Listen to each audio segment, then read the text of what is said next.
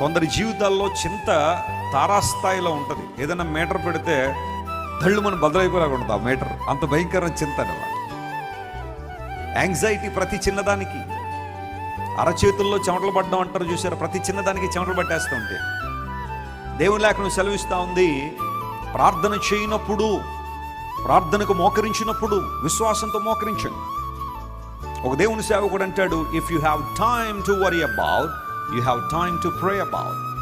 ఒకవేళ నీకు చింతపడ్డానికి టైం ఉందని నువ్వు అనుకుంటే ఆ చింతను నువ్వు ప్రార్థనగా కన్వర్ట్ చేయొచ్చు. ప్రార్థన చేయడానికి కూడా నీకు టైం ఉంది, ప్రార్థన చేయి.